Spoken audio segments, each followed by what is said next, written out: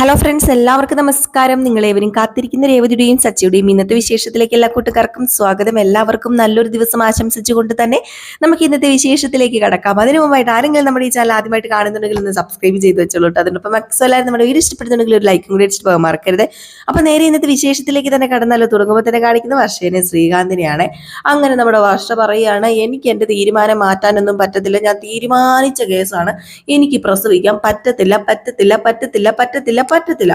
അപ്പൊ നമ്മുടെ ശ്രീകാന്ത് പറഞ്ഞു, അതെന്താ വർഷം നീ ഇങ്ങനെയൊക്കെ പറയുന്നത്? ഇടി, നീ ഒരു പെണ്ണല്ലേ, നിനക്ക് അമ്മയാകേണ്ട ആ ഒരു ഫീലൊക്കെ അറിയണ്ടേ, ആ ഒരു ഇമോഷണലൊക്കെ നിനക്ക് മനസ്സിലാക്കണ്ടേ? പിന്നെ അമ്മയാകാനുള്ള ഇമോഷണൽസ് മനസ്സിലാക്കാൻ വേണ്ടി ഞാൻ വേദനിച്ച് പ്രസവിക്കണം എന്നല്ലേ? പറ്റത്തില്ല, ഞാൻ പ്രസവിക്കത്തില്ല. അപ്പൊ നിനക്ക് എൻ്റെ കുഞ്ഞിനെ പ്രസവിക്കണമെന്നും എനിക്കൊരു കുഞ്ഞിനെ തരണമെന്നൊന്നും ആഗ്രഹമില്ലേ? അതിപ്പം ശ്രീകാന്തിന് കുഞ്ഞിനെ തരണമെങ്കിൽ ഞാൻ പ്രസവിക്കണം എന്നുണ്ടോ? ഞാൻ പ്രസവിക്കണം എന്നൊന്നുമില്ല. നീ പ്രസവിക്കാതെ പിന്നെ ആരാ പ്രസവിക്കണത്? അതെ, ഇപ്പൊ പല പല മാർഗങ്ങളുണ്ട്. ഈ സെലിബ്രിറ്റീസ് ഒക്കെ ചെയ്യുന്നത് കണ്ടിട്ടുണ്ടോ ശ്രീകാന്ത്? ഈ സെലിബ്രിറ്റീസ് ഒക്കെ എങ്ങനെയാണെന്നറിയാമോ പ്രസവിക്കുന്നത്? അവര് പ്രസവിക്കുന്നത് വേറൊരു ലേഡീനെ കൊണ്ടാണ് പ്രസവിപ്പിക്കുന്നത്. ഈ സരോഗസിയൊക്കെ ഇല്ലേ, അത് തന്നെ സംഭവം. അതുകൊണ്ടേ എൻ്റെ ശ്രീകാന്തെ, എന്നെ കൊണ്ടൊന്നും ഇതിന് പറ്റില്ല കേട്ടോ. ഞാന് സമ്മതിച്ചു തരത്തില്ല, എനിക്ക് പ്രസവിക്കാൻ വയ്യ. അയ്യോ, ഇപ്പോഴേ ഓർക്കുമ്പോ പേടിയാവാം. അതിനി ഇപ്പോഴുള്ള ഈ പേടിയൊക്കെ മാറിക്കോളും. പക്ഷേ അതൊക്കെ പതുക്കെ അങ്ങ് മാറിക്കോളും. പിന്നെ എൻ്റെ അമ്മയാണെങ്കിൽ ഈ മറ്റുള്ളവരെ കൊണ്ട് അതൊന്നും അമ്മ സമ്മതിക്കത്തില്ല. ഇന്നത്തെ കാലത്തെ ആൾക്കാർ ചെയ്യുന്ന പോലെയാണോ പണ്ടത്തെ കാലത്തെ ആൾക്കാർ? അമ്മയ്ക്ക് അതിനോടൊന്നും താല്പര്യമില്ല. പിന്നെ ഇത് എൻ്റെ ബോഡി എൻ്റെ ചോയ്സ്, ഞാനല്ലേ തീരുമാനിക്കേണ്ടത്. പിന്നെ ഇതിന് ശ്രീകാന്ത് തീരുമാനം പറഞ്ഞു, അല്ലാതെ അടിച്ചേൽപ്പിക്കേണ്ട ഒരാവശ്യമില്ല. ഇത് ഞാൻ എടുക്കുന്ന തീരുമാനമാണ്. കുഞ്ഞിനെ വേണ്ടയോ വേണോ, പ്രസവിക്കണ്ടേ എന്നൊക്കെ തീരുമാനം എടുക്കേണ്ടതേ ഈ ഞാനാ, അല്ലാതെ അത് ശ്രീകാന്ത് അല്ല. ഇപ്പൊ ശ്രീകാന്ത് ഒരു കാര്യം ചെയ്യുക, ശ്രീകാന്തിന് എത്രയും പെട്ടെന്ന് റെസ്റ്റോറന്റ് നടത്തണം എന്നൊക്കെയല്ലേ പറയുന്നത് സ്വന്തമായിട്ട്, അത് പതുക്കെ നടത്താൻ തുടങ്ങുക. അത് നടത്താനുള്ള ഐഡിയാസൊക്കെ ഇപ്പം കണ്ടെത്തുക. അല്ലാതെ എന്നെ പ്രസവിപ്പിക്കാൻ വേണ്ടി ഇപ്പൊ ശ്രീകാന്ത് ഒരുപാട് കഷ്ടപ്പെടണ്ട, കിടന്ന് ഉറങ്ങാൻ നോക്കിക്കേ എന്ന് പറഞ്ഞ് വർഷം 2 ചീത്തയും പറഞ്ഞിട്ട് നമ്മുടെ ശ്രീകാന്തിനെ മാറ്റിയിട്ട് വർഷം അവിടെ കിടന്ന് ഉറങ്ങാനും തുടങ്ങി. ശ്രീകാന്ത് ഇങ്ങനെ ഇരിക്കുകയാണ്. എൻ്റെ ദൈവമേ, ഇനിയിപ്പോൾ ഒരു കുഞ്ഞിനെ കിട്ടണമെങ്കിൽ വേറെ വല്ലവരുടെ എടുത്ത് കൈയും കാലും പോയി പിടിക്കേണ്ട വരില്ലേ എന്നൊക്കെ ഓർത്തിട്ട് ഇങ്ങനെ കിടക്കുകയാണ് കേട്ടോ. എന്നാൽ ഈ സീൻ കഴിഞ്ഞ് പിന്നെ കാണിക്കുന്ന സീന് നമ്മുടെ ശ്രുതിയും നല്ല ഉറക്കത്തിലാണ്. ശ്രുതി നല്ല ഉറക്കത്തിലൊന്നും അല്ല, ശ്രുതിക്ക് സത്യം പറഞ്ഞാൽ നെല്ലിക്കാത്തളം വെക്കേണ്ട സമയമായി. അതുപോലെ ഭ്രാന്ത് പിടിച്ച് നടക്കുക. കയ്യിൽ കിട്ടിയ ഒരു പേപ്പർ തലകണക്കടിയിൽ വെച്ചുകൊണ്ടാണ് പുള്ളിക്കാരൻ കിടന്ന് ഉറങ്ങുന്നതെന്നേ. അങ്ങനെ പുള്ളിക്കാരനാണെങ്കിൽ ആ പേപ്പറും എടുത്തു വെച്ചിട്ട് ഇങ്ങനെ നോക്കിക്കൊണ്ടിരിക്കുക. നട്ടപ്പാതിരയ്ക്ക് ആരായിരിക്കും എന്നെ ചതിക്കാൻ എൻ്റെ കൂടെ കൂടിയിരിക്കുന്ന ആള്, ഇനി ആരായിരിക്കും എൻ്റെ ഈശ്വര എന്നൊക്കെ ഓർത്തോണ്ടിരിക്കുകയാണ്. അപ്പോഴത്തേക്കുമാണ് ശ്രുതി തൊട്ടടുത്ത് കിടക്കുന്നത്. ശ്രുതിനെ ഒരു അടിമുടിയൊന്ന് നോക്കിയിട്ട്, ഇനി ഇവളായിരിക്കുമോ? പെട്ടെന്ന് അല്ലല്ല, എൻ്റെ പാവം ശ്രുതി. പക്ഷേ ശ്രുതി തന്നെയാണ് കൂടെ നടന്ന് ചതിക്കുന്നതെന്ന് സത്യത്തിൽ ശ്രുതിക്ക് അറിയത്തില്ല. അങ്ങനെ ശ്രുതി തിരിഞ്ഞും മറിഞ്ഞും കിടന്നിട്ടൊന്നും യാതൊരു ഗുണം ഉണ്ടാവുന്നില്ല. ഉറക്കം വരുന്നില്ല അങ്ങോട്ട്.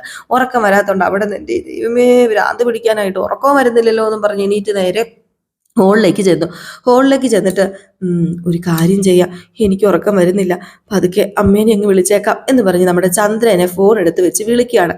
അങ്ങനെ ഫോൺ എടുത്ത് വെച്ച് വിളിച്ചത് നമ്മുടെ ചന്ദ്രയോ ഊർക്കം വലിച്ചു കിടന്നുറങ്ങുക.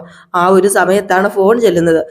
ഭ്രാന്തും പിടിച്ച് നമ്മുടെ ചന്ദ്ര പതുക്കെ എണീറ്റ് വന്ന് ഫോണൊക്കെ എടുത്ത് നോക്കിയപ്പോഴത്തേക്കും നമ്മുടെ ശ്രുതിയാണ്. ഇവനെന്നത്തിന് ഈ പാതിരാത്രി വിളിക്കുന്നത്, എന്ത് പറ്റിയതായിരിക്കും എന്ന് പറഞ്ഞ് ഫോൺ എടുത്തിട്ട്, എന്താടാ നിനക്ക്, എന്താ പറ്റിയത്? അതെ, അമ്മ എവിടെ, എന്നെ അടുക്കുക?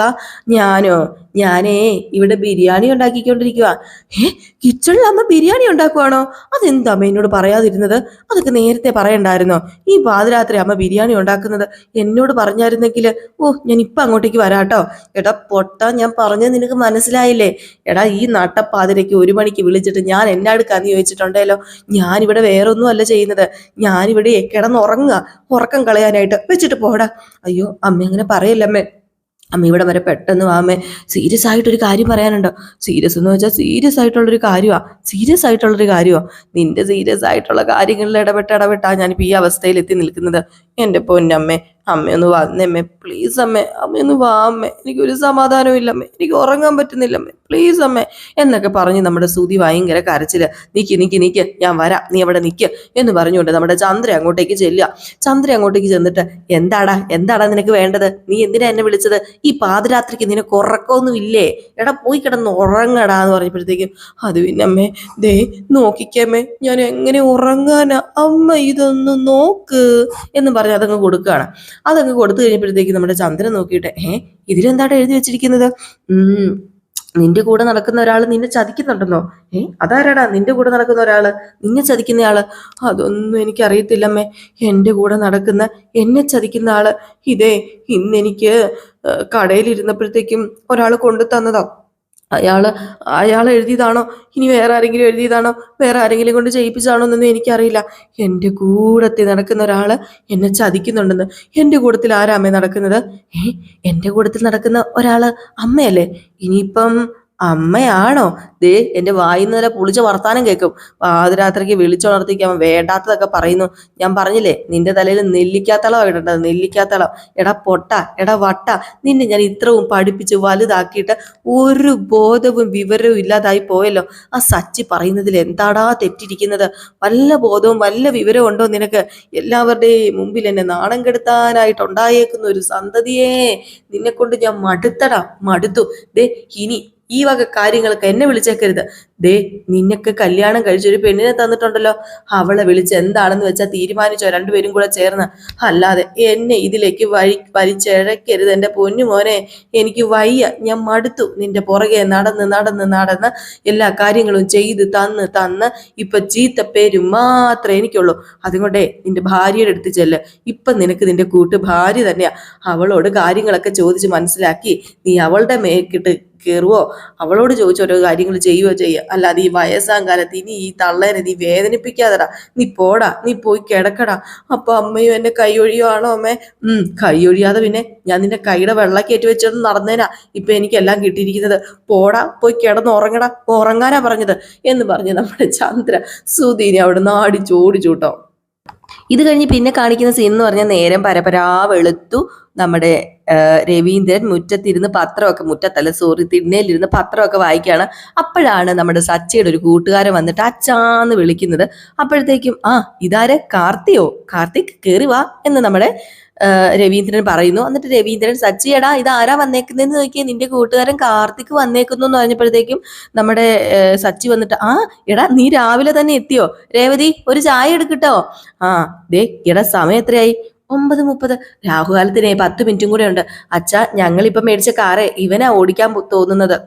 അപ്പോഴത്തേക്കാണെങ്കിൽ നമ്മുടെ ചന്ദ്ര അവിടെ ഇരുന്നിട്ട്, പറയുന്നത് കേട്ടാ തോന്നും വലിയ ഷോപ്പിംഗ് മോളാ വാടകയ്ക്ക് കൊടുക്കുന്നതെന്ന് എന്ന് പറഞ്ഞപ്പോഴത്തേക്കും രവീന്ദ്രൻ പറഞ്ഞു, മിണ്ടാതെ ഇരിക്കടി ചന്ദ്രേ, നീ എന്തിനാ ഇതൊക്കെ ഇവിടെ കിടന്ന് വിളിച്ചു പറയുന്നത്?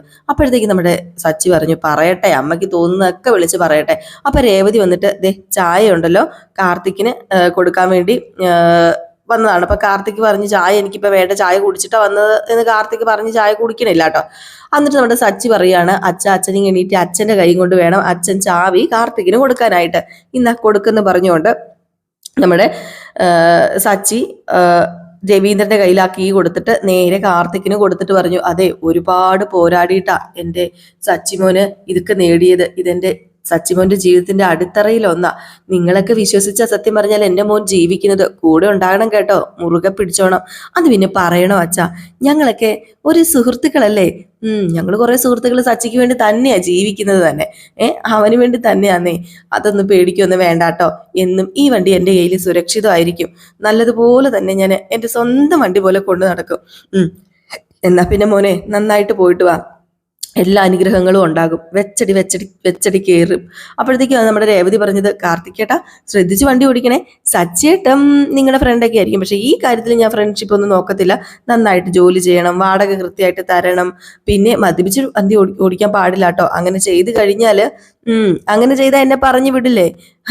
പിന്നെ വേറെ ആളെ കേറ്റില്ലേ? അന്നൊക്കെയല്ലേ പറയാൻ വന്നത്. അങ്ങനെയൊന്നും ഉണ്ടാവത്തില്ലെന്നേ, അങ്ങനെയൊന്നും ഒരിക്കലും ഉണ്ടാവത്തില്ല. എല്ലാം ഞാൻ സൂക്ഷിച്ചും കണ്ടും ചെയ്തോളാം. അപ്പോഴത്തേക്കും രവീന്ദ്രൻ പറഞ്ഞു, രേവതി പറഞ്ഞത് കറക്റ്റാ. ജോലിക്കകത്ത് ഫ്രണ്ട്ഷിപ്പ് ഒന്നും നോക്കരുത്.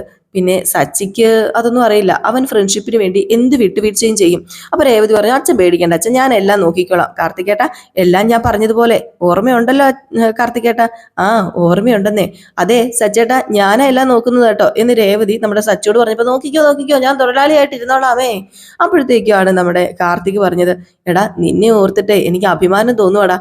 നീ വെറും കാർ ഡ്രൈവർ ഒന്നും അല്ല, 2 കാറുകളുള്ള കാർ ഡ്രൈവറാ. ഇനി ദേ ഒരു 10-100 കാറെങ്കിലും മേടിക്കണം. എന്നിട്ട് എന്നെ പോലെ കുറേ പേർക്ക് തൊഴിൽ കൊടുക്കണം. നീ വലിയ മുതലാളിയാകണം. അതൊക്കെ എൻ്റെ ആഗ്രഹം. അപ്പോഴത്തേക്ക് നമ്മുടെ സുധി ഇറങ്ങി വന്നിട്ട്, വലിയ മുതലാളി വന്നേക്കുന്നു, അയ്യോ. എന്നിട്ട് സുധി പതുക്കെ നമ്മുടെ ചന്ദ്രയുടെ അടുത്ത് എന്നിട്ട്, കണ്ടോ കണ്ടോ, എൻ്റെ ഷോറൂമിൽ നിന്ന് സാധനങ്ങളൊക്കെ അടിച്ചു മാറ്റി ഒരാള് എന്നെ പറ്റിച്ചില്ലേ, അതുപോലെ ദേ സച്ചിയുടെ കൂട്ടുകാരൻ സച്ചിയുടെ കാർ അടിച്ചു മാറ്റി സച്ചിനെ പറ്റിക്കും. മിണ്ടാതിരിക്കടാ, ദേ അവനെ കേട്ട് കഴിഞ്ഞാൽ നിന്റെ കർണക്കുറ്റി അടിച്ചു പൊട്ടിക്കും. അയ്യോ വേണ്ടല്ലേ എന്നൊക്കെ പറഞ്ഞ് മാറി നിന്നു. ഈ ഒരു സമയത്ത് സച്ചി പറയുന്നുണ്ട് കാർത്തികിനോട്, ദേ ഞാനൊരു കാര്യം പറഞ്ഞേക്കാം, എനിക്ക് മുതലാളിയാകാനേ വലിയ താല്പര്യമൊന്നുമില്ല, ഞാൻ എന്നും കാർ ഡ്രൈവർ സച്ചി ആയിരിക്കും. അപ്പൊ സുധി പറഞ്ഞു, ഓ അത് പറ്റത്തില്ലല്ലോ, അത് പറ്റത്തില്ല, അല്ലെങ്കിൽ ഇവനൊക്കെ ആരെങ്കിലും മുതലാളിയാക്കുവോ? അപ്പം രേവതി പറഞ്ഞു, പിന്നെ നന്നായിട്ട് അധ്വാനിച്ച് കഴിഞ്ഞിട്ടുണ്ടെങ്കിലേ മുതലാളിയൊക്കെ ആകാൻ പറ്റും. എന്റെ ഭർത്താവും മുതലാളിയാകും. അപ്പോഴത്തേക്കാണ് നമ്മുടെ ചന്ദ്ര പറയുന്നത്, ഓ പിന്നെ നിന്റെ ഭർത്താവ് മുതലാളി, അതൊന്നും ഒരിക്കലും നടക്കാൻ പോകുന്നില്ല, അത് ഞങ്ങൾക്കല്ലേ അറിയത്തുള്ളൂ. മുതലാളിയാകാൻ പറ്റിയ ടീമേ, ആര് മുതലാളി, ഏത് മുതലാളി? അങ്ങനെയൊന്നും നടക്കില്ല. അപ്പോഴത്തേക്ക് നമ്മുടെ സച്ചി എന്നിട്ട്, ദേ ഈ നിൽക്കുന്നവൻ മുതലാളിയാണെന്നോ, ഇവന്റെ കയ്യിൽ 1000 രൂപയെങ്കിലും ഉണ്ടോ? ഈ മണ്ടനെ പോലെ എന്റെ ഭർത്താവ് ആകണമെന്ന് ഏതെങ്കിലും ഒരു പെണ്ണ് ആഗ്രഹിക്കുവോ? അപ്പോഴത്തേക്ക് നമ്മൾ രേവതി പറഞ്ഞു, സച്ചേട്ടാ പറയുന്നവര് പറയട്ടെ, കാർത്തിയേട്ടൻ പറഞ്ഞതുപോലെ സച്ചേട്ടൻ 100 അല്ല 200 കാറ് മേടിക്കണം, 200 കാറ് മേടിക്കണം. അപ്പോഴത്തേക്ക് നമ്മുടെ ചന്ദ്ര, കളിപ്പാട്ടമായിരിക്കും, കളിപ്പാട്ടം, കുട്ടികൾ മേടിക്കുന്ന ചെറിയ കളിപ്പാട്ടം. അത് അദ്ദേഹം മേടിക്കുമ്പോ അറിയാം കളിപ്പാട്ടം ഒറിജിനൽ ആണോ ഡ്യൂപ്ലിക്കേറ്റ് ആണോ എന്നൊക്കെ. ഉറപ്പായിട്ടും എൻ്റെ സച്ചേട്ട കുറെ നാൾ കഴിയുമ്പോൾ കുറേ കാറ് മേടിക്കും. അത് എന്നൊക്കെ പറയാൻ തുടങ്ങിയപ്പോഴത്തേക്ക് നമ്മുടെ സച്ചി എന്ന് രേവതിയുടെ വായിൽ പൊത്തി പിടിച്ചിട്ട്, എൻ്റെ പൊന്നു രേവതി, നിന്റെ 2 ശബദം ഇപ്പൊ കിടക്കും അവിടെ. ഇനിയിപ്പൊ അത് നിറവേറ്റിയതിന് ശേഷം അടുത്ത ശബദം ചെയ്താൽ മതി കേട്ടോ, പ്ലീസ്, ഞാൻ കാല് പിടിക്കാന്ന്. അപ്പൊ നമ്മുടെ ചന്ദ്ര ഒരൊറ്റ ചിരി ചിരിച്ചിട്ട്, എത്ര ശബദം ചെയ്താലും ഇവനെ കൊണ്ട് കൂട്ടിയാ കൂടുവോ? അയ്യോ, ഒരു കാർ ഓടിക്കുന്നവനെ കൂട്ടിയാ കൂടുവോ? അപ്പോഴത്തേക്കും നമ്മുടെ രവീന്ദ്ര പറഞ്ഞു, ചന്ദ്രേ നിന്റെ വായ അടച്ചോട്ടോ, ഇല്ലെങ്കിൽ എന്റെ തണിക്കോണം കാണും. അമ്മമാര് അവരുടെ എല്ലാ മക്കളെയും ഒരുപോലെയാ കാണേണ്ടത്. സുധി വലിയ മഹാനാണെന്ന് പറയുന്നു, സച്ചിനെ വില കുറച്ച് കാണുന്നു, അതൊന്നും വേണ്ടാട്ടോ ചന്ദ്രേ. ഓ പിന്നെ പിന്നേന്നൊന്നുമല്ല, 3 മക്കളെയും ഒരുപോലെ കാണുന്നത് ഞാൻ പലതവണ നിന്നോട് പറഞ്ഞിട്ടുണ്ടല്ലോ. അപ്പോഴത്തേക്ക് സച്ചി പറഞ്ഞു, വിടച്ചാ അതൊക്കെ പോട്ടെ, കാർത്തിക് നീ ചെല്ല്, ഞാൻ സ്റ്റാൻഡിലേക്ക് വന്നോളാം. അങ്ങനെ നമ്മുടെ കാർത്തിക് അങ്ങ് പോയി കേട്ടോ, കാറൊക്കെ എടുത്തോണ്ട്. ഏതായാലും ഒരാൾക്ക് ജോലി കൊടുക്കാന്ന് പറഞ്ഞാൽ എന്താ അല്ലേ, അത് നല്ലതല്ലേ. ഒരാൾക്കെങ്കിലും ഒരു ജോലി കൊടുക്കാന്ന് പറയുമ്പോഴത്തേക്കും നമ്മുടെ മനസ്സിനുണ്ടാകുന്ന സുഖമുണ്ടല്ലോ, സന്തോഷമുണ്ടല്ലോ, നമുക്ക് കിട്ടുന്ന പുണ്യമുണ്ടല്ലോ. എനിക്കൊക്കെ ഒരാഗ്രഹം ഉണ്ട് കേട്ടോ, നമുക്ക് ഒരാൾക്കെങ്കിലും നമ്മുടെ ഒരു ഇതിൽ നിന്ന് ജോലി കൊടുക്കുക, ഒരു കുടുംബം നോക്കുക എന്നൊക്കെ പറഞ്ഞു കഴിഞ്ഞിട്ടുണ്ടെങ്കിൽ, സത്യം പറഞ്ഞിട്ടുണ്ടെങ്കിൽ അതിനും ഒരു ഭാഗ്യമൊക്കെ വേണം. പക്ഷെ നമ്മളെ കൊണ്ടൊന്നും അതിനും സാധിക്കത്തില്ലല്ലോ. ഒരാൾക്ക് ജോലി കൊടുക്കാന്നൊക്കെ പറയുമ്പോൾ അതിനുള്ള വരുമാനമൊക്കെ നമുക്ക് ഉണ്ടാകണം, അല്ലെങ്കിൽ എന്തെങ്കിലും ബിസിനസ്സും കാര്യങ്ങളൊക്കെ ചെയ്യണം. നമുക്ക് ശ്രമിക്കാം, അതൊക്കെ അവിടെ നിൽക്കട്ടെ കേട്ടോ. ഈ സമയത്ത് നമ്മുടെ രേവതി വണ്ടിയൊക്കെ എടുത്ത് വിട്ട് കഴിഞ്ഞപ്പോഴത്തേക്ക്, ഈശ്വര എല്ലാം നന്നായിട്ട് വരണേ എന്ന് പറഞ്ഞിങ്ങനെ പ്രാർത്ഥിക്കുന്നു. സച്ചിനെ തന്നെ കാണിക്കുന്നു. അപ്പൊ ആ ഒരു സീനാണ് കേട്ടോ. ഇത് കഴിഞ്ഞ് പിന്നെ കാണിക്കുന്ന സീൻ എന്ന് പറഞ്ഞിട്ടുണ്ടെങ്കിൽ നമ്മുടെ സുധി ഇങ്ങനെ ഇരിക്കുകയാണ്. സുധിക്ക് ഒരു എത്തും പിടിയും കിട്ടുന്നില്ല കേട്ടോ. ആ പേപ്പറിൽ എഴുതിയ സെന്റൻസ് ആണ് ഇപ്പോഴും തലയിൽ ഇങ്ങനെ ഓടി ഓടി ഓടി കറങ്ങിക്കൊണ്ടിരിക്കുന്നത്. അപ്പോഴത്തേക്ക് നമ്മുടെ ശ്രുതി വന്നു. ശ്രുതി വന്നിട്ട് നമ്മുടെ സുധീനെ തന്നെ ഇങ്ങനെ നോക്കുക, സുധി അവിടെ ഇരിക്കുന്നത് കണ്ടതും. അങ്ങനെ ശ്രുതി വന്ന് ചോദിച്ചു, ഓ ഇതെന്താ സുധി ഇങ്ങനെ ഇവിടെ ഇരിക്കുന്നത്, നമുക്ക് പോകണ്ടേ? കടയിലൊന്നും പോകണ്ട, ഇങ്ങനെ ഇരുന്നാ മതിയോ? എന്താ ഒരു ആലോചന? ഓഹ് എന്റെ പൊന്നു ശ്രുതി, നീ ഇപ്പം വന്നവനെ ശ്രദ്ധിച്ചിരുന്നോ? ആ കാർത്തിക്, അവന്റെ സംസാരവും ശരിയല്ല, അവന്റെ നോട്ടവും ശരിയല്ല. ഇനിയിപ്പം അവനെ കൊണ്ടായിരിക്കും എന്റെ ജീവിതത്തിലെ പ്രശ്നം തുടങ്ങുക. എന്റെ പൊന്നു സുധിക്ക് ഇപ്പൊ എല്ലാവരെയും സംശയമാ. ഇങ്ങനെ സംശയം കൊണ്ട് നടക്കരുത് കേട്ടോ. അവനും സുധിയും തമ്മിൽ എന്ത് ബന്ധമുള്ളത്? ഒരു ബന്ധുവില്ലല്ലോ. അവൻ എന്തിനാ സുധിയുടെ ജീവിതത്തിൽ പ്രശ്നങ്ങൾ ഉണ്ടാക്കുന്നത്? അതിന്റെ കാര്യം അവനെന്താ? എന്തായാലും എനിക്ക് ആകെപ്പാടെ ആലോചിച്ചിട്ട് ഒരു ടെൻഷൻ ആകുക. എന്തിനാ ഈ ടെൻഷൻ അടിക്കേണ്ട യാതൊരു കാര്യമില്ല. ഞാൻ പറഞ്ഞതൊക്കെ സുധി മറന്നുപോയോ? എന്താ ശ്രുതി ഇത്? എന്റെ ജീവൻ വെച്ചിട്ടുള്ള കളിയല്ലേ ശ്രുതി, പിന്നെ ഞാൻ എങ്ങനെ ടെൻഷൻ ആകാതിരിക്കും? നീ ഒന്ന് പറ. എന്നാലും ആര് കാരണമായിരിക്കും എനിക്ക് പ്രശ്നങ്ങളൊക്കെ ഉണ്ടാവുക? വല്ലാത്ത പേടിയാവുക. എൻ്റെ പൊന്നു സുധി, വീട് നമുക്ക് ഭക്ഷണം കഴിക്കണ്ടേ? ഓ, ഭക്ഷണം അല്ലല്ലോ ഇവിടെ പ്രധാനം, ജീവനല്ലേ പ്രധാനം. എനിക്ക് ജീവൻ തന്നെയാ പ്രധാനം, ഭക്ഷണം ഒന്നുമല്ല. എനിക്ക് പേടിയാവുക ശ്രുതി, പേടിയാവുക. ശ്രുതി, ഏതായാലും ഇതിനൊരു പരിഹാരം ഉണ്ടാക്കിയേ പറ്റത്തുള്ളൂ. ഒരു പരിഹാരം ഉണ്ടാക്കണം. ഞാൻ പോയി ഒരാളെ കണ്ടിട്ട് വരാം. ആരെ കാണാനാ ഈ പോകുന്നത്? അത് ഒന്നും നീ ഇപ്പം അറിയണ്ട. എനിക്കൊരാളെ കാണണം. ഞാൻ പോയി വേഗം ഒന്ന് റെഡിയാകട്ടെ. എന്നിട്ട് ഒരാളെ കാണാനുണ്ട്. ഇതിന് പരിഹാരം കണ്ടെത്തണം. അല്ല, ശ്രുതി പറഞ്ഞിട്ട് പോ എന്ന് പറഞ്ഞിട്ട് ശ്രുതി കേട്ടില്ല. ശ്രുതി നേരെ റെഡിയാകാൻ വേണ്ടി അങ്ങ് പോവുകയാണ് കേട്ടോ. പിന്നെ നമ്മുടെ ശ്രുതി അവിടെ നിൽക്കുന്നതാണ് കാണിക്കുന്നത്. പിന്നത്തെ സീൻ എന്ന് പറഞ്ഞാൽ, നമ്മുടെ ക്ലാസ്മേറ്റ് അല്ല, സോറി, പാർക്ക് ഇല്ലേ, സുധിയുടെ പാർക്ക് അടുത്തേക്ക് സുധി ചെല്ലുകയാണ്. സുധി ചെന്നിട്ട് ബ്രോ ബ്രോ ബ്രോ എന്ന് വിളിക്കുക. അപ്പോഴത്തേക്ക് നമ്മുടെ പാർക്ക് ഇതാര്, നീയോ? അയ്യോ എന്ന് പറഞ്ഞുകൊണ്ട് ഓടാൻ തുടങ്ങുകയാണ് കേട്ടോ. അപ്പോഴത്തേക്കും അയ്യോ, ക്യാഷ് കടഞ്ഞൊഴിക്കാനൊന്നും അല്ല, ദേ ബ്രോ അവിടെ നിൽക്കുക, എനിക്കൊരു കാര്യം ചോദിക്കാനാ. ഇപ്പോഴും നീ ജീവനോടെ ഉണ്ടല്ലേ? അല്ല, ദേ ഞാൻ ഓർത്തു നീ സ്വർണം വിറ്റത് വീട്ടിലറിഞ്ഞ് സച്ചി ഭാര്യ നിന്നെ കൊന്നെന്ന്. തല്ലിക്കൊല്ലേണ്ടതായിരുന്നു ബ്രോ. പക്ഷെ അത് ഒരു വിധം ഒന്ന് സോൾവ് ചെയ്തു. ഭാഗ്യവാൻ. അല്ല, നീ വന്ന കാര്യം പറ, എന്തിനാ നീ വന്നത്? ഞാൻ ഭാഗ്യവാനൊന്നും അല്ല ബ്രോ, എൻ്റെ ജീവൻ ഇപ്പോഴും അപകടത്തില, ഭയങ്കര അപകടത്തില. അതെന്താ പറ്റിയത്? എന്താണെന്ന് ചോദിച്ചു കഴിഞ്ഞാല്, ഞാൻ ഷോറൂമിൽ ഇരിക്കുമ്പോഴത്തേക്കും ഒരാളൊരു കത്തുമായിട്ട് വന്നു. കത്തോ? എന്ത് കത്ത്? അല്ലെങ്കിൽ ഇപ്പോഴാണെങ്കിലും കത്തെഴുതുവോടാ? അത് കൊള്ളാലോ. ഓ, കത്തെന്ന് പറഞ്ഞാലേ ഒരു പേപ്പറിൽ ഒരു 2-3 സെന്റൻസേ ഉള്ളൂ. ആ സെന്റൻസ് കേട്ടാലേ നീ ഞെട്ടും. എന്താ സെന്റൻസ്? വേറൊന്നുമല്ല, അതിലെഴുതിയിരിക്കുന്നത് എൻ്റെ കൂടെ നടക്കുന്ന ഒരാള് എന്നെ ചതിക്കുന്നുണ്ടത്രേ. എന്നെ അയാള് പിന്തുടരാണ് ചതിക്കാനായിട്ട്, അങ്ങനെ എഴുതിയിരിക്കുന്നത്. അയ്യോ, അത് കേട്ട് കഴിഞ്ഞപ്പോഴത്തേക്കും, അത് കണ്ടു കഴിഞ്ഞപ്പോഴത്തേക്കും മുതൽ തുടങ്ങിയതാ എൻ്റെ പൊന്നും മോനെ. ബ്രോ, എന്നെ എങ്ങനെയെങ്കിലും ഇതിൽ നിന്ന് രക്ഷപ്പെടുത്തണം. അല്ല, ഇതിൽ നിന്ന് ഞാൻ എങ്ങനെയാ നിന്നെ രക്ഷപ്പെടുത്തുന്നത്? എനിക്കൊന്നും പറ്റത്തില്ല. അല്ല ബ്രോ, ഇനി ബ്രോയാണോ ആ ആള് എൻ്റെ പുറകെ നടന്ന് എന്നെ ചതിക്കുന്ന ആ ആള്? അയ്യോ, പിന്നെ ചതിക്കാൻ പറ്റിയ ചണക്ക്. അല്ല, ഞാനൊരു കാര്യം ചോദിച്ചോട്ടെ, തൻ്റെ പുറകെ നടന്ന് ഞാൻ ചതിക്കണേൽ എനിക്കെന്തെങ്കിലും ഗുണം ഉണ്ടാവണ്ടേ? തൻ്റെ പുറകെ നടക്കുന്നുണ്ട് എനിക്ക് എന്ത് ഗുണം ഉണ്ടാകാനും? ഒരു ഗുണവും ഉണ്ടാകാൻ പോകുന്നില്ല. പിന്നെ എന്തിനാ താൻ ഇങ്ങനെയൊക്കെ പറയുന്നത്? അയ്യോ, എന്നാ പിന്നെ എൻ്റെ പൊന്നു ബ്രോ, ദേ എനിക്കൊരു കാര്യം ചെയ്തു തരണം. എങ്ങനെയെങ്കിലും ഒരു പരിഹാരം ഉണ്ടാക്കണം. എൻ്റെ ബിസിനസ് തകർക്കാനും എന്നെ ഇല്ലാതാക്കാനും ആരോ ഇറങ്ങിയിട്ടുണ്ട്. അത് ആരായിരിക്കും? ഒന്ന് ചിന്തിച്ചു നോക്കിയേ. ഓ, എന്നോട് ചോദിക്കുക, ഞാൻ എന്ത് പറയാനാ? ഏതായാലും ഞാനല്ലെന്ന് ഞാൻ പറഞ്ഞല്ലോ. ഏതായാലും ഇങ്ങനൊരു ലെറ്റർ കിട്ടിയിട്ടുണ്ടെന്ന് പറഞ്ഞ് പോലീസിലൊരു പരാതി കൊടുക്കത്തില്ലായിരുന്നോ? വേണ്ട, അതൊന്നും വേണ്ട. നമുക്കേ ഏതെങ്കിലും ഒരു ജോത്സ്യനെ പോയി കണ്ടാലോ? ജോത്സ്യനെ ആൾ കണ്ടുപിടിച്ച് തരുമോ?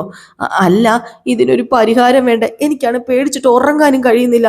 ജോത്സ്യനാകുമ്പം ഇതാരാണെന്നേ ഒരു സൂചനയെങ്കിലും തരാൻ പറ്റൂലോ. നമുക്കൊരു ജോത്സ്യനെ പോയി കണ്ടാലോ? ഇനിയിപ്പോൾ അതിന് കഴിഞ്ഞില്ലെങ്കിൽ എന്തെങ്കിലും ഒരു പരിഹാരമെങ്കിലും ആ സ്വാമി പറഞ്ഞു തരൂല്ലോ. ഞാൻ പറഞ്ഞില്ലേ, പ്ലീസ് എടാ, നിന്റെ പരിചയത്തിലുള്ള ഏതെങ്കിലും ഒരു ജോത്സ്യനെ പോയി കാണാം. നിനക്ക് അവ കുറേ പേരെ പരിചയമുണ്ടല്ലോ. ഒരു പരിഹാര സ്പെഷ്യലിസ്റ്റ് ഉണ്ട്, പക്ഷേ കുറച്ച് പൈസ ഇറക്കേണ്ടി വരും. പൈസ ഇറക്കാനൊന്നും ഇപ്പോൾ ഒരു വിഷയമല്ല എനിക്കിപ്പോൾ സമാധാനം, വലുത് സമാധാനം. അതിനുവേണ്ടി ഞാൻ ആരുടെയും മുമ്പിൽ ചെന്ന് കൈ നീട്ടി കൈ കൂപ്പി നിൽക്കൂടാ ബ്രോ. ബാടാ, നമുക്ക് പോകാടാ എന്ന് പറഞ്ഞുകൊണ്ട് നമ്മളെ പാർക്ക്മേറ്റിനെ വിളിച്ചുകൊണ്ടൊരു പോക്ക് പോകുന്നുണ്ട്. ഈ സീൻ കാണിച്ചിട്ടാണ് ഇന്നത്തെ വിശേഷം അവസാനിക്കുന്നത് കേട്ടോ. അപ്പോൾ എല്ലാവരും കാത്തിരിക്കുക അടുത്ത വിശേഷത്തിനായിട്ട്. നമ്മുടെ നയനിയുടെയും ആദർശിൻ്റെയും കഥ ഇതിൻ്റെ പുറകെ തന്നെ നമ്മൾ ഇടുന്നതായിരിക്കും. പണ്ടൊന്നും ഇടാറില്ലായിരുന്നു, കുറച്ച് ദിവസമായിട്ട് ഗ്യാപ്പ് എടുത്തായിരുന്നു. അതുകൊണ്ടാണെന്നൊന്ന് വ്യൂവേഴ്സ് ഒക്കെ കുറവാണ്. നമ്മൾ ഇനി നയനിയുടെയും ആദർശിൻ്റെയും കഥയും ഇടുന്നുണ്ട് കേട്ടോ. അപ്പോൾ എല്ലാവർക്കും വീണ്ടും നല്ലൊരു ശുഭദിനം ആശംസിച്ച് നിർത്തുകയാണ്. നെക്സ്റ്റ് വീഡിയോ ആയിട്ട് കാണുന്നവരെ ടാറ്റ ബൈ ബൈ. ലൈക്ക് അടിക്കാനും മറക്കരുതേ.